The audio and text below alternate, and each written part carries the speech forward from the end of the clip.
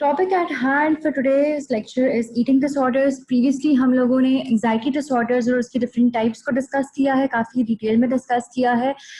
Stress disorders को discuss किया। Now we are going to move on towards eating disorders. First of all, eating disorders का मकसद क्या है पढ़ने का? उनको एक डिसऑर्डर बनाना, what does it actually mean? Generally, if you want to understand why do we need eating disorders, हमने क्यों इंक्लूड किया इनको साइकोलॉजी में, तो या abnormal psychology में, it's because of the reason that आप जिस तरह से अपने खाते पीते हैं, जिस तरह से आपकी ईटिंग हैबिट्स होती हैं, वो आपकी लाइफस्टाइल को असरअंदाज करती हैं। आपकी डिफरेंट परसेप्शंस हो सकती हैं अपनी बॉडी वेट के बारे में, अपनी सेल्फ इमेज के बारे में। आप हो सकता है कि बहुत ज़्यादा लीन दिखना चाहती हूँ, या आप बहुत ज़्यादा when you are growing, generally जब आप ग्रोइंग एज में होती हैं, आपकी बॉडी की ग्रोथ जो है वो बहुत रैपिड हो रही होती है after you hit your puberty. उसके बाद सिंपली ये होता है कि your body start changing rapidly. उसमें आपका बॉडी वेट जो है वो फ्लक्चुएट करता है। आपके डिफरेंट हो सकता है, आपके प्रेफरेंसेस हो, आपका मॉडल बिहेवियर जो आप करते हो जिस किसी को देख के, वो बहुत ज़्यादा स्लिम हो या वो बहुत ज़्यादा हो सकता है ओबीज हो even. And because of those things, या because of different stressors, because of depression, because of mood fluctuations, या बिकॉज ऑफ हार्मोनल डिस्टर्बेंसेस, आपके खाने पीने के पैटर्न्स जो है वो अफेक्ट हो जाए, just because you want to maintain a certain body weight और सर्टेन बॉडी इमेज, ठीक है, जो आपको लगता हो कि शायद वो ठीक है। Now it basically begins with this particular thing. जिस टाइम ये चीज आपकी रूट कर जाए, आपके बिहेवियर्स को अफेक्ट करना स्टार्ट कर जाए, आपके लाइफ में डिसफंक्शनल बिहेवियर स्टार्ट हो जाए, मैलअडैप्टिव पैटर्न्स आप अडॉप्ट कर लें, एंड आप उसकी वजह से बहुत ज़्यादा एंजाइटी फील करना स्टार्ट करते हैं उस चीज़ की वजह से, तो वो ईटिंग डिसऑर्डर्स में कन्वर्ट हो जाता है। Now generally starts with bad eating habits and self image, and it ends up into an eating disorder if it is not taken care of. So let me just define it. Eating disorders are serious conditions related to persistent eating behaviors that negatively impact your health, your emotions, and your ability to function in important areas of life. The most common eating disorders are anorexia nervosa, bulimia nervosa, and binge eating disorder. Now, there are 6 disorders in this spectrum, but considering our syllabus और जो उसकी restrictions है, we're going to stick to these 3. हम इनको detail में करेंगे। Most eating disorders involve focusing too much on your weight, body shape, and food, leading to dangerous eating behaviors. These behaviors can significantly impact your body's ability to get appropriate nutrition. Eating disorders can harm the heart, digestive system, bones, and teeth and mouth, and lead to other diseases. For example, if you do not eat properly, आप stomach का एक system है, you have to eat for like, आपने खाना शुरू किया है, the digestion, the initial digestion process there and then starts in your mouth. आपका स्टार्टिंग फ्रॉम योर माउथ, आपका सलाइवरी ग्लैंड्स ने जो सिक्रीट करना होता है, जो इनिशियल लुब्रिकेशन होती है आपकी सलाइवा से, आपका जो बोलस फॉर्म होता है, you have started the system of digestion, and उस तरह से आपका जो डाइजेस्टिव प्रोसेस है उसका एक टाइम लिमिट है, ठीक है ना। For example, if you are eating too much or if you are eating too less, आपका स्टमक में जिस टाइम पे जाएगा खाना, after 20 minutes or after 15 to 20 minutes के बाद, your stomach is going to start releasing hydrochloric acid and pepsin, ठीक है। जिस टाइम पे आपके स्टमक ने ये वाले केमिकल्स को प्रोड्यूस करना है, if you did not eat enough, if you did not eat properly, if you did not eat the desired, proper nutritional value that you needed at that particular time, तो आपका stomach ने तो response देना है, ठीक है, but what will happen कि अगर आपने इनएडिक्वेटली खाया है, तो जो वो रिस्पॉन्स दे रहा है वो आपकी बॉडी को हार्म कर सकता है। जो वो एसिड्स प्रोड्यूस कर रहा है वो आपके स्टमक लाइनिंग को इवन हार्म कर सकते हैं। It can result in a burning effect, it can result in ulcers, ठीक है।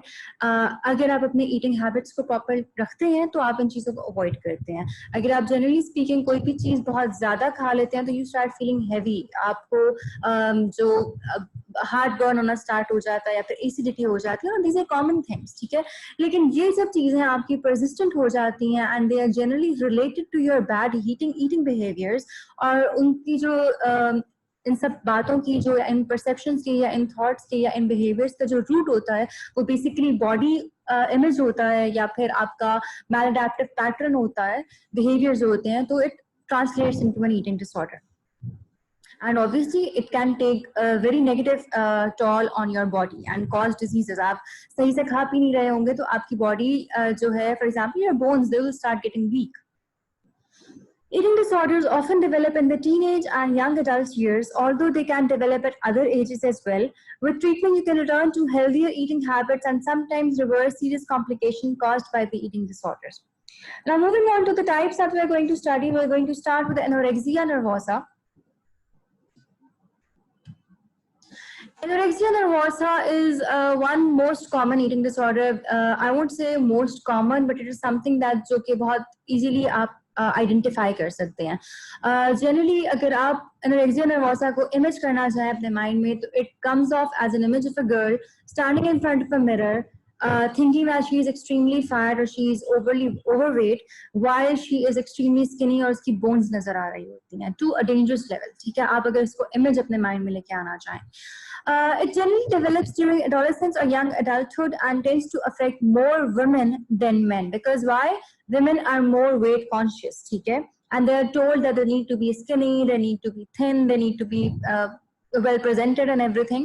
तो उसकी वजह से women, they generally develop this thing that they need to be size 0, they need to be very slim. People with anorexia generally view themselves as overweight even if they are dangerously underweight. एक concept है BMI का, यानी कि आपका body mass index. आपके wait के accordingly आपका body mass, आपका वेट और आपकी हाइट जो है उसके अकॉर्डिंगली एक वेट आपको बताया जाता है, एक डेफिनेट फिगर बताई जाती है कि इतना आपका वेट होना चाहिए.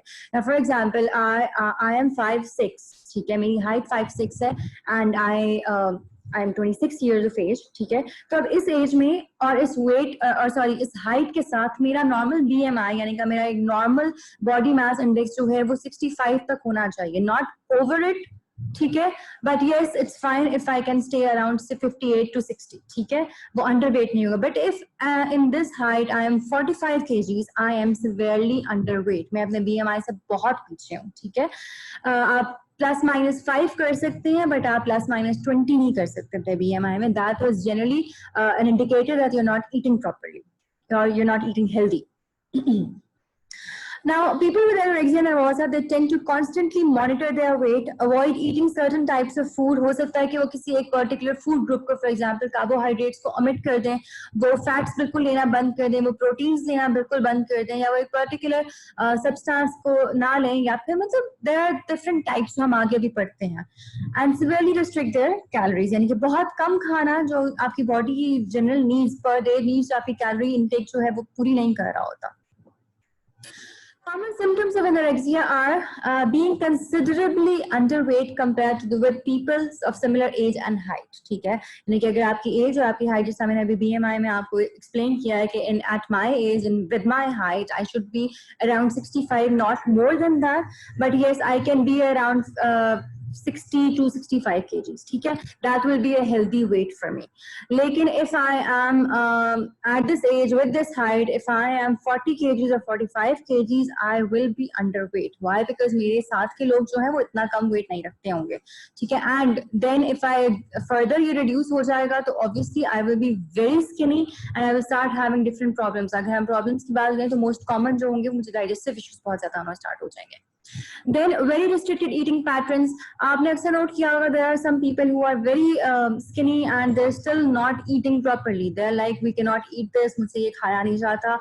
आप अपने लाइक जनरली जब आप बच्चों की बात करते हैं, बच्चों में जो पैटर्न्स होते हैं कि वो खा पी नहीं पा रहे होते, वो थोड़ा सा खाएंगे, वो खेलते रहेंगे अपने खाने के साथ, बस उसको छोड़ देंगे, फिर they will leave a lot of left overs, वो प्रॉपर फूड ग्रुप्स की इंटेक नहीं करेंगे, उनसे प्रॉपर खाया नहीं जाएगा, एक मील प्रॉपर नहीं खाया जाएगा. These kind of attitudes are fine in the childhood, के बच्चे ठीक है डेवलप कर रहे होते हैं आदत खाने पीने की.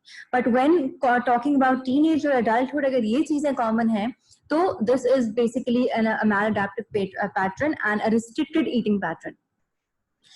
An intense fear of gaining weight or persistent behaviors to avoid gaining weight despite being underweight. यानी कि आप underweight हैं, but you think कि नहीं, मैंने अगर खा पी लिया, यानी कि a client, a patient with this particular disorder, उनको ये वाली perception होती है, अगर मैं थोड़ा सा भी कुछ खा लूंगा या खा लूंगी तो मैं overweight हो जाऊंगी या मैं gain कर लूंगी. मैंने gain कर लिया तो how will I manage? I won't look good. I won't look pleasing, etc., etc. A relentless pursuit of thinness and unwillingness to maintain a healthy weight. Fifthly, heavy influence of body weight or perceived body shape on self esteem. अब यहाँ पे ये वाली बात समझने वाली है इस तरह से कि self esteem has a huge role to play when you are the part of a society, ठीक है। आपकी जो बॉडी शेप होती है, जो आपका बॉडी वेट होता है, because it's certain criteria set bye western societies के आप, बिकॉज रेसिस्ट जो माइंडसेट है थोड़ा सा, या जो थोड़ा सा ओपिनियटेड माइंडसेट है कि खवातीन को इस तरह का दिखना चाहिए, इस तरह का होना चाहिए, ऐसा रंग होना चाहिए, ऐसी सूरत होनी चाहिए, ये उसकी बॉडी की डायमेंशंस होनी चाहिए, शेप्स ऐसी होनी चाहिए हैं, या उनकी हाइट ऐसी होनी चाहिए, या वेट इतना होना चाहिए। तो दीज पर्टिकुलर थिंग्स, ठीक है, ये चीजें हैं जो कि इन्फ्लुएंस करती हैं लोगों की सेल्फ एस्टीम को। बिकॉज जब आप इस तरह का एक नेगेटिव किस्म का क्राइटेरिया सेट करना स्टार्ट कर देते हैं, एक टॉक्सिक किस्म का क्राइटेरिया सेट करते हैं, it has an effect on people, ठीक है। जनरली उस क्राइटेरिया के अगेंस्ट जो लोग अपने आप को समझेंगे कि वी आर ओवरवेट, तो वो अपने आप को भूखा मारना स्टार्ट कर देंगे, वो अपने रिस्ट्रिक्टेड पैटर्न्स को अडॉप्ट कर लेंगे खाने पीने के, या फिर मैलएडैप्टिव ईटिंग हैबिट्स अडॉप्ट कर लेंगे just so they don't gain any sort of weight. Lastly, a distorted body image, including denial of being seriously underweight. Generally speaking, to maintain a body weight, to maintain being thin, to try losing some weight and restricting your diets, या आप अपना एक proper diet plan follow कर रहे हो, those things are not maladaptive. वो एक healthy pattern है कि आप अपनी body को shape में रखना चाहते हैं, या आप अपनी weight को maintain रखना चाहते हैं. These things are normal, ठीक है. आप excessively नहीं खा रहे, या आप ठीक तरीके से अपना जो है कोई एक मील स्किप कर रहे हैं, या एक मील को बहुत ज्यादा इलेबोरेट नहीं कर रहे, बहुत ज्यादा हैवी नहीं कर रहे, these things they are fine. But for example, अगर आप एक वक्त में खाना खाते हैं and just because you think कि आपने जो है वो बहुत ज्यादा खा लिया है, आप जाके अपने गले में इस तरह से कोई चीज पॉइंट करते हैं, लगाते हैं, या इंड्यूस करते हैं वॉमिटिंग को, और अपना जो भी खाया हुआ होता है within next half an hour उसको आप वॉमिट आउट कर देते हैं just so it does not get to your body. ये एक मैलअडैप्टिव, एक सीरियसली मैलअडैप्टिव पैटर्न है. जस्ट सो यू कैन, अब जनरली मॉडल्स जो होती हैं, जो आपके एक रिसर्च थी, ये एक बहुत टाइम पहले एक कॉमन परसेप्शन था that models if you get to see them in personal lives, तो वो इस तरह का काम करती हैं. आप कोई मूवीज देखें तो इवन मूवीज में भी आपको इस तरह की चीजें देखने को मिलेंगी that when they eat something, वो अपने, क्योंकि आपके नर्वस सिस्टम के थ्रू आपके बॉडी ने आपको बता दिया कि yes your stomach is full, आपके हंगर जो है वो सेटिएट हो गई, your mind, your brain has gotten those signals, वो सेंसरी परसेप्शन हो चुकी हुई है. जिस टाइम पे वो हो गई है, उसके बाद वो आप बर्ज आउट कर देते हैं, वॉमिट आउट कर देते हैं just so your body does not gain weight, क्योंकि भूख तो आपकी वहां पर खत्म हो गई. This is what actually is an extremely maladaptive pattern, ठीक है.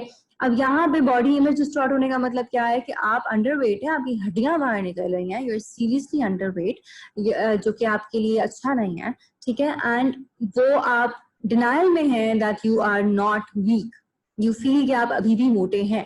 ये एक डिल्यूजन होती है, डिल्यूजनरी इसके अंदर एस्पेक्ट है आपके इस डिसऑर्डर में, जिसकी वजह से इसकी सीरियसनेस का अंदाजा आप लगा सकते हैं कि you can be dangerously underweight. आपके बॉडी का सारा बैलेंस डिस्टर्ब हो सकता है, इलेक्ट्रोलाइटिक बैलेंस डिस्टर्ब हो सकता है, हार्मोनल बैलेंस डिस्टर्ब हो सकता है, but still you are denying that you do not need to eat properly. अब इसके अंदर ऑब्सेसिव कंपल्सिव सिम्टम्स आते हैं. They are sometimes present along with these. For instance, many people with anorexia are often preoccupied with constant thoughts about food, and some may obsessively collect recipes or hoard food. यानी कि if you know someone जो कि अपना body weight maintain करना चाहता है या बहुत strict करता है ना, they might be obsessed with these things. यानी कि working out, exercising, cardio exercises, and how to maintain a body shape, how to do different things, how to make different foods and recipes that aid in reducing your weight or maintaining it. इस तरह की जो recipes और hoarding behaviors यहाँ पे आ जाते हैं, जहाँ पे constant thoughts आ जाती हैं, and then compulsive activities आ जाती हैं, that is basically because of obsessive compulsive symptoms जो कि anorexia के अंदर आ जाते हैं. अब इस तरह के जो लोग होते हैं, जनरली क्या होता है, they have difficulty eating in public, और जिस टाइम पे उनको, क्योंकि they have to control what they are eating, ठीक है, they have to see whatever they are doing, वो उनके बॉडी वेट को ना डिस्टर्ब करे, because of those things they try to not eat in public and eat only in private, ताकि वो अपने एनवायरनमेंट को कंट्रोल कर सकें और अपनी वो जो एक एबिलिटी है कि सब, because generally when you are eating with someone you tend to eat a lot, ठीक है, आप जनरली खा लेते हैं ज्यादा, तो वो इस चीज को कंट्रोल करने के लिए, अपनी स्पॉन्टेनिटी को करने के लिए, कंट्रोल करने के लिए, they tend not to eat in public areas. इसकी दो सब टाइप्स होती है, one is the restricting type and the other is binge eating and purging type. जो आपकी इन फर्स्ट टाइप है रिस्ट्रिक्टिंग, यहाँ पे they lose weight solely through dieting, fasting और एक्सेसिव एक्सरसाइज, ठीक है, यानी कि यहाँ पे बॉडी वेट जो उनका कम हो रहा होता है, it's only because of not eating properly या फिर eating less nutritional food and excessive exercises. तो सेकंड है, it is individual with binge eating and purging type. Purging type यानी कि वो पूरे दिन में शायद कुछ ना खाएं, लेकिन किसी एक टाइम में बैठ के बहुत ज्यादा लार्ज अमाउंट्स में एकदम से खा लें, या फिर वो बहुत थोड़ा खाएं जस्ट टू मेक श्योर कि बस उनकी बॉडी जो है वो ठीक बस चलती जाए।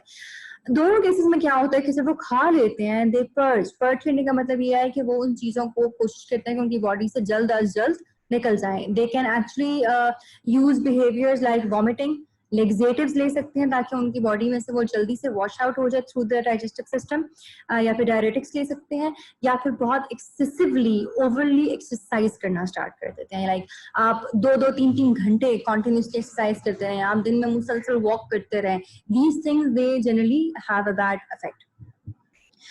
Anorexia can be very damaging to the body. Over time, individuals living with it may experience the thinning of their bones, infertility, brittle hair and nails, and the growth of a layer of fine hair all over the body. यानी कि ये इसके side effects हैं कि जब आप properly अपना food intake नहीं लेते, न्यूट्रिशनल मील्स नहीं लेते, अपने बॉडी के जो रिक्वायरमेंट्स हैं उनको पूरा नहीं कर रहे होते, तो these are the things that can happen. आपकी बोन्स कमजोर हो सकती हैं, आपकी जो रिप्रोडक्टिव सिस्टम है वो अफेक्ट हो सकता है, आपके बाल और आपके नाखून जो है वो कमजोर हो सकते हैं, पतले हो सकते हैं, हेयर फॉल, नेल का ब्रिटल हो जाना, उनको बहुत ज्यादा उनके ऊपर मार्क्स आना स्टार्ट हो जाना, या फिर टूटना बहुत ज्यादा, एंड देन आपकी पूरी बॉडी पे बहुत लाइट से बाल आ जाना, या फिर बालों की ग्रोथ इफेक्ट हो जाना आपकी बॉडी पे। These things are the different side effects of this particular disorder, या फिर अगर हम सिंपली बात करें तो maladaptive pattern of eating.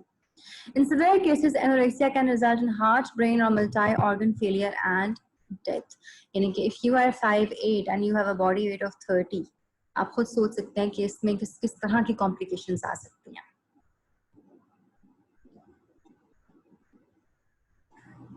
Okay, coming towards the treatment. Generally, जो anorexia की treatment होती है, depends first of all on the severity of the problem. कि जो बंदा है या जो बंदी है जो इस प्रॉब्लम के साथ आ रहा है या आ रही है, on what level the person lies, ठीक है। अब इसके अंदर ये होता है कि टीम अप्रोच यूज की जा रही है, जिसके अंदर doctors, mental health professionals, dieticians, nutritionist, ये सब होते हैं, and they are all well experience for dealing with eating disorders, ठीक है। थेरेपी भी की जाती है, साथ साथ ऑनगोइंग न्यूट्रिशनल एजुकेशन दी जाती है ताकि रिकवरी जो है उसको मेक श्योर किया जाए। अगर तो बहुत ज्यादा मेडिकल कॉम्प्लिकेशंस आना स्टार्ट हो चुकी हुई हैं, सिवियर मैल न्यूट्रिशन हो गई हैं, साइकियाट्रिक प्रॉब्लम्स होना स्टार्ट हो गई हैं, जो इंसान है जो उस चीज से गुजर रहा है वो इस चीज पे आ ही नहीं रहा कि वो कोई चीज खाए, तो वहां पे हॉस्पिटलाइजेशन के ड्रिप इंजेक्शंस के थ्रू उसको प्रॉपर्ली पहले रिस्टोर किया जाता है उसकी हेल्थ को। फर्स्ट गोल यही होता है कि they need to make sure that people suffering from this condition they get back to a healthy weight, और जिस टाइम पे वो हेल्दी वेट अपना अचीव कर लें उसके बाद उनको प्रिवेंट करना कि वो वापस एनोरेक्सिक पैटर्न्स के ऊपर ना आ जाए, उस चीज को मेक श्योर करना होता है ना। अब इस तरह की जो प्रोसेस होता है इसके अंदर जनरली आपका इस तरह से होता है, एक केयर प्राइमरी केयर डॉक्टर यानी कि जो आपका मेडिकल केयर प्रोवाइड करेगा, सुपरवाइज करेगा कि आपकी कैलोरीज कितनी लेनी है, आपका नॉर्मल बॉडी वेट क्या होना चाहिए, and how do you need to work on gaining your weight. Then secondly psychologist और मेंटल हेल्थ प्रोफेशनल जो कि आपके साथ बिहेवियर स्ट्रैटेजीज डेवलप करेगा कि आप अपने हेल्दी वेट को मेंटेन करें, अपनी ईटिंग हैबिट्स को हेल्दी बनाएं। देन अ डाइटिशियन जो कि आपको, अब आपने अपनी बॉडी के साथ इतना जुल्म कर लिया होगा कि आपकी बॉडी के अंदर सिवियर किस्म की न्यूट्रिशनल डेफिशिएंसीज हो चुकी होंगी। डाइटिशियन या न्यूट्रिशनिस्ट का वहाँ पे काम ये होगा कि वो आपकी बॉडी के अकॉर्डिंगली जो आपने अपने साथ नुकसान कर लिया हुआ है या जो उस बंदे ने अपने साथ जुल्म कर लिया है उस चीज को रिकवर करने के लिए चेक करे कि what are the calorie requirements of this particular person. ना ऑब्वियसली अगर एक बंदा एनोरेक्सिक रह चुका है अपनी लाइफ में, the person can not get to eating very quickly. तो मील प्लान्स प्रॉपर किए जाते हैं, स्लोली एंड स्टेडली उसकी कैलोरी रिक्वायरमेंट्स जो है उनको बढ़ाया जाता है, उसकी बॉडी को शॉक नहीं दिया जाता कि वो एकदम से खाना पीना शुरू करते, उसको slowly and steadily towards a better diet उसको लेके आया जाता है। And lastly the family environment, the family support, it is very important। आपके family eating patterns को देखा जाता है कि सब साथ बैठ के खाते हैं या नहीं खाते, उन चीज़ों को चेक किया जाता है और उन चीज़ों को उनके ऊपर काम किया जाता है to restore and maintain the normal eating habits। इस जो दो थेरेपीज बेनिफिशियल होती हैं, one is family based therapy, ठीक है। टीनेजर्स के अंदर इस चीज़ को बहुत ज़्यादा इसका एविडेंस बेस्ड देखा गया है कि इसका बहुत फ़ायदा होता है इस थेरेपी का, बिकॉज टीनेजर्स जो होते हैं now they are not able to make healthy choices, ठीक है। जिस टाइम पे आप बात कर रहे होते हैं कैलोरीज की उनको कोई नॉलेज नहीं होती, न्यूट्रिशन की कोई इनको खास नॉलेज नहीं होती, so what they eat is they try to focus on eating junk food and chips and these things, और फ्राइड चीज़ें बहुत खाना शुरू कर देते हैं। उस चीज़ को कर्ब करने के लिए पेरेंट्स को थेरेपी के अंदर इंक्लूड किया जाता है, फैमिली को इंक्लूड किया जाता है कि वो अपने बच्चे को देखें कि अगर वो सही से नहीं खा रहा तो डिफरेंट टाइम्स में तो उनको प्रॉपर खाने का बार बार कहा जाए, उनकी रिस्टोर कर पाई जाए अच्छी healthy eating habits. Then individual therapy में आती है। अब इंडिविजुअल थेरेपी जनरली यूज की जाती है एडल्ट्स के लिए, जहाँ पे हम सीबीटी करते हैं, एक एनहांस्ड की जाती है, यानी कि the main goal is obviously eating patterns को नॉर्मलाइज किया जाए और वेट गेन करने को के ऊपर फोकस किया जाए। एंड सेकंड ये होता है कि इसके अंदर जो आपके डिस्टॉर्टेड बिलीव्स और बॉडी इमेज होता है, जो थॉट्स होती हैं जो आपको खाने पीने नहीं दे रही होती हैं, रिस्ट्रिक्शंस लेके आ रही होती हैं, उनके ऊपर काम किया जाए कि those patterns they need to be abolished और उनको हेल्दी लॉजिकल और रैशनल पैटर्न्स के अंदर कन्वर्ट करना जरूरी होता है। Moving on to the next disorder, bulimia nervosa. अब बुलिमिया नर्वोसा जो है वो एनोरेक्सिया नर्वोसा का एक तरह से ऑपोजिट है, ठीक है। हम एनोरेक्सिक पेशेंट्स की जब बात करें तो एनोरेक्सिक पेशेंट्स जो होते हैं they are not eating at all, ठीक है। या पे वो बिंज ईटिंग और पर्जिंग टाइप में अगर आ भी रहे हैं तो वो खाते साथ ही उसको फौरन से निकाल देते हैं। बुलिमिया नर्वोसा जो होता है कि generally it is eating too much. इसका साइड इफेक्ट ये होता है कि a person becomes excessively obese, ठीक है, यानी कि वो बहुत ज्यादा मोटा हो जाता है अनकंट्रोलेबली, ठीक है। It also tends to develop during adolescence and early adulthood, and ये भी इसी तरह से it is less common among men than women, ठीक है। People with bulimia frequently eat unusually large amounts of food in a specific period of time. Each binge eating episode usually continues until the person becomes painfully full. It can be a response to stress, it can be a response to mood changes, it can be a response to hormonal disturbances, ठीक है।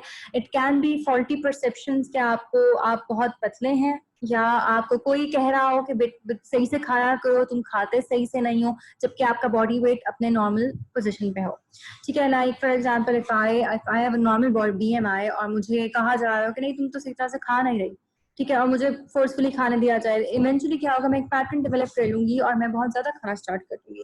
मेरी body की need इतनी नहीं है जितना मैं खाना स्टार्ट कर दूंगी। Now then what will happen, it will start to build up, मेरा बॉडी वेट इंक्रीज करना शुरू हो जाएगा और इस पॉइंट पे चला जाएगा कि it will be difficult to control. अब ये तो एक नॉर्मल चीज है, बट अगर इसके अंदर साइकोलॉजिकली डिस्टर्बेंस, अगर हम साइकोलॉजिकल इश्यूज लेके आते हैं इसके अंदर, तो बुलिमिया नर्वोसा एक डिसऑर्डर्ड फॉर्म में तब आता है जिस टाइम पे आपका कंप्लीट कंट्रोल जो है वो खत्म हो चुका होता है, कंप्लीट लॉस ऑफ कंट्रोल है। You can not avoid eating food, you cannot stop eating when you start eating, and वो इतना आप खाते हैं to a level that your stomach starts hurting कि उसके अंदर मजीद अब जगह नहीं है खाना मजीद डालने की, like you become painfully full. Now during a binge का मतलब ये है कि आप एकदम से एक लार्ज अमाउंट में फूड इनटेक कर लें, ठीक है। The person usually feels that they cannot stop eating or control how much they are eating. Binges can happen with any type of food, but most commonly occur with foods the individual would normally avoid. यानी कि अगर आपको पता है कि आपने fat intake नहीं करना, आपने फैटी चीजें नहीं खानी, but still you are eating fried food and stuff like that, तो यहाँ पे आपका लॉस ऑफ कंट्रोल है, ठीक है। आप जानते हैं कि मैं ये खाऊंगा या खाऊंगी तो मेरा वेट जो ऑलरेडी नॉर्मल लेवल्स पे है वो इंक्रीज हो जाएगा, but even then you can not stop, ठीक है। तो ये आपका एक पैटर्न डेवलप होना स्टार्ट हो जाता है। Individuals with bulimia then attempt to purge to compensate for the calories consumed and relieve gut discomfort. Common purging behaviors include forced vomiting, fasting, laxatives, diuretics, enemas, and excessive exercise. अब यहाँ पे क्या है, हमने anorexia में बात की थी कि जो पर्जिंग बिहेवियर हो रहा होता है या जो वॉमिटिंग फोर्स हो रही होती है, जस्ट टू मेक श्योर कि आपने जो भी खाया वो आपकी बॉडी को लगे ही ना, ठीक है। जो बुलिमिया नर्वोसा में होता है ये इस वजह से होता है कि आपने इतना ज्यादा खा लिया होता है कि इट बिकम्स वेरी पेनफुल, ठीक है। And then the guilt kicks in कि आपने बहुत ज्यादा खा लिया and you could not control yourself. उस गिल्ट को डील करने के लिए और इस चीज को माइंड में लेके आते साथ ही जब आपकी थोड़ी सी ओरिएंटेशन इस तरफ जाती है कि these were too much calories और आप बहुत ज्यादा डिस्कम्फर्ट में हैं इस टाइम पे, तो आप इस तरह की चीजें लेना स्टार्ट कर देते हैं। आप एक्सेसिव एक्सरसाइज करते हैं, आप वो अपने एसिड रिफ्लक्स को जो आपके स्टमक से हो रहा होता है उसको कंट्रोल करने की कोशिश करते हैं, डिफरेंट मेडिसिन लेना स्टार्ट कर देते हैं। तो दैट इज व्हाट हैपेंस जब वो एक पेनफुल लेवल पे चला जाता है। Again, specifying it, healthy eating patterns, exercising, eating a controlled amount of food, sometimes eating a lot of food, these things are normal eating behaviors. Abnormal वो तब होता है जब वो recurrent हो और आपकी body को या आपकी life को affect करना start हो जाए। अब simply saying bulimia nervosa में भी वो लोग इतना ज़्यादा खा लेते हैं एक point पे कि उनके लिए भी public में बैठ के खाना जो है वो anxiety का एक reason बनेगा, वो भी public में बैठ के नहीं खा सकेंगे। Now, symptoms may appear very similar to those of the binge eating or purging subtypes of anorexia nervosa. However, individuals with bulimia usually maintain a relatively normal weight rather than becoming underweight. जैसा पहले भी बताया। इसमें symptoms किस तरह से हैं कि recurrent episodes of binge eating with a feeling of lack of control, recurrent episodes of inappropriate purging behaviors to prevent weight gain, यानी कि आप binge eating कर रहे हैं उसके बाद आप purging behaviors कर रहे हैं, purging behaviors में आपकी यही वाली चीजें हैं to manage the calorie intake या to manage gaining of weight by vomiting, forced vomiting, taking of diuretics and laxatives और अपने आप को बहुत excessively exercise देना, ये सब चीजें इसमें आती हैं। A self-esteem overly influenced by body shape and weight, इसके अंदर भी यही आ रहा है कि आपकी सेल्फ एस्टीम इसमें अफेक्ट हो रही होगी। A fear of gaining weight despite having a normal weight. Side effects of bulimia may include an inflamed and sore throat, swollen salivary glands, worn tooth enamel, tooth decay, acid reflux, irritation of the gut, severe dehydration and hormonal disturbances. यानी कि आप इतना ज़्यादा खा P चुके होते हैं कि आपको ये वाले इश्यूज आना स्टार्ट हो चुके होते हैं। In severe cases, bulimia can also create an imbalance in the levels of electrolytes such as sodium, potassium, and calcium, and this can cause a stroke or heart attack. Generally, अगर आप बहुत ज़्यादा खाते हैं तो आप अपने बॉडी को in undue pressure रख रहे हैं, अपने digestive system को in undue pressure रख रहे हैं। आप अगर fats का बहुत intake कर रहे हैं तो आपकी बॉडी का जो balance है वो disturb होना start हो जाएगा। And if you are taking too much food और वो properly digest नहीं हो रहा, तो it can actually lead to diabetes, it can lead to heart issues, it can lead to plugging of your arteries, इस तरह के इश्यूज आना स्टार्ट हो सकते हैं। आपका इलेक्ट्रोलाइटिक बैलेंस डिस्टर्ब होता है, इट कैन इसकी ट्रीटमेंट जो है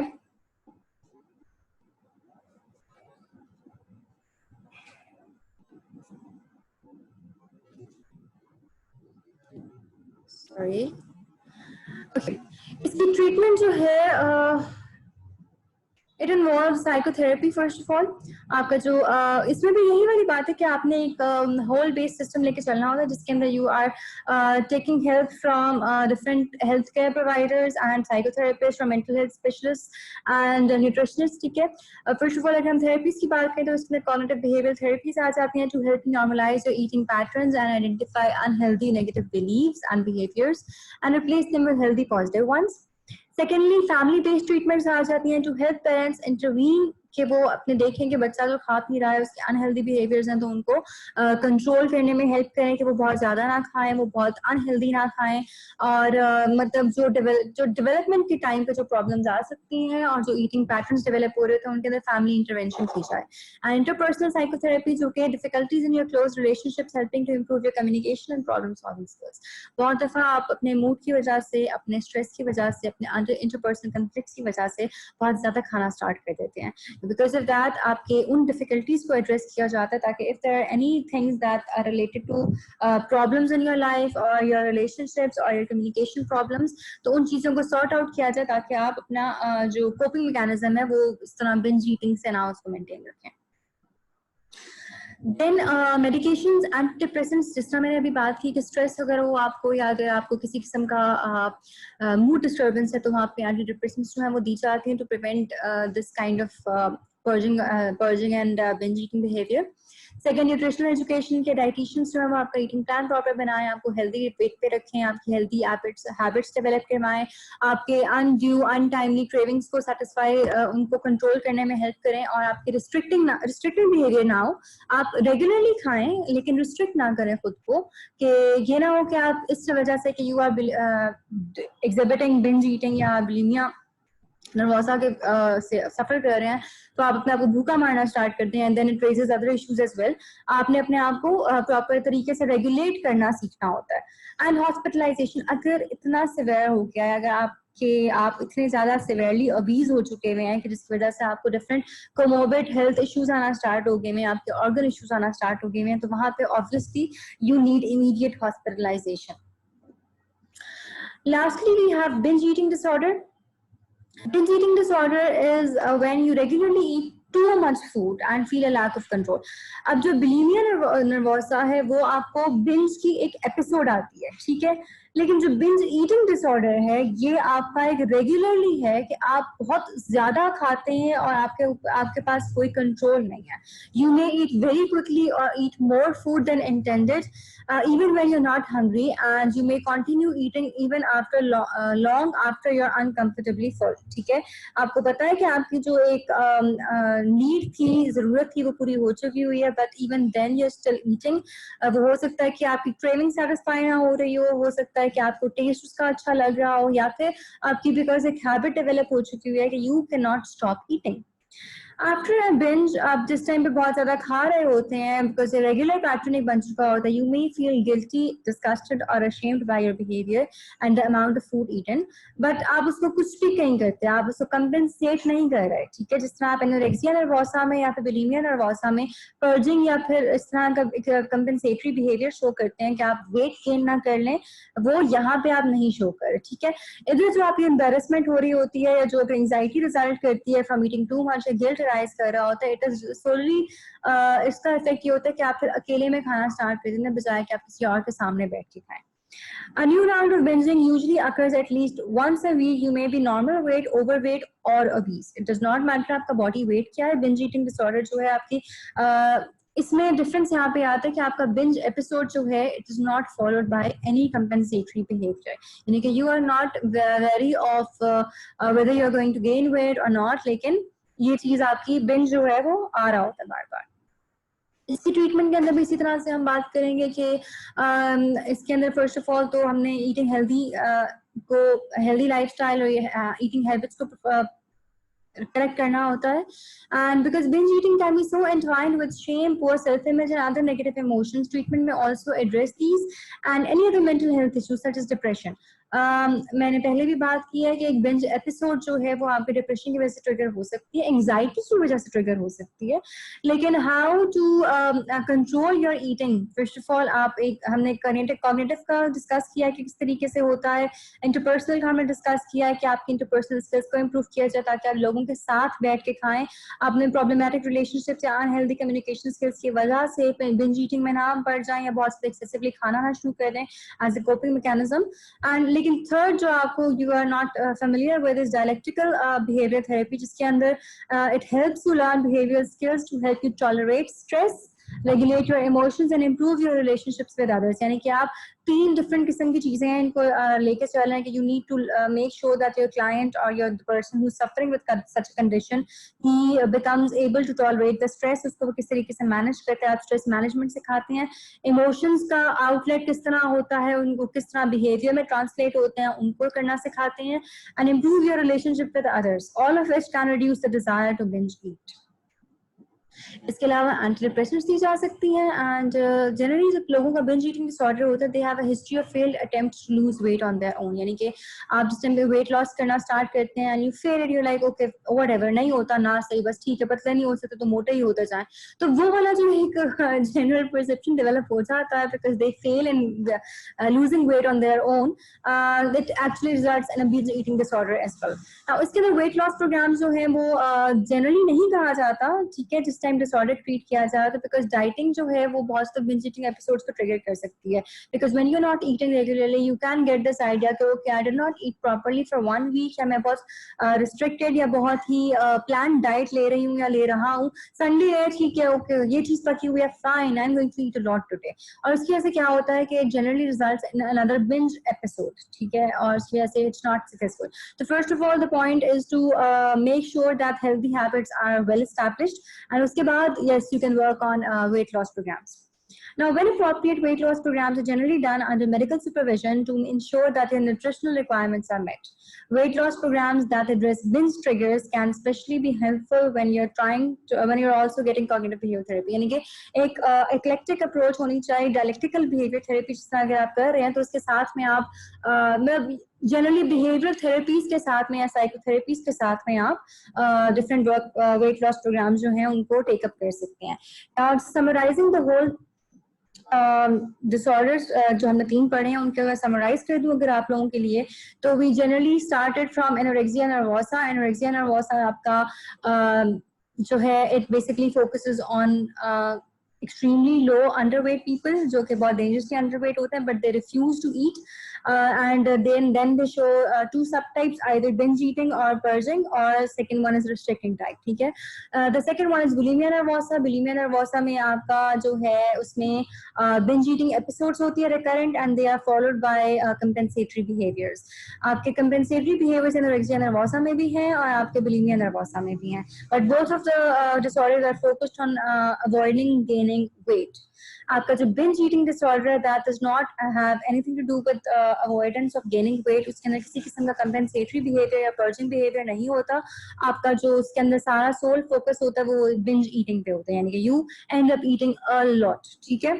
So उसकी वजह से आपके अंदर एक maladaptive pattern आ जाता है and you cannot control how you eat, what you eat and how much you eat. That was all that was specifically related to you people about eating disorders, and the next topic will be focused on हम आगे अपना schizophrenia complex start कर लेंगे, schizoid phoenix start कर देंगे, हम उसके ऊपर spectrum पे बात करेंगे which is going to be extremely interesting and somewhat difficult to understand as well, जिसके अंदर नए concepts आपको introduce होंगे, but inshallah we'll get through that as well. Take care till next time. Allah Hafiz.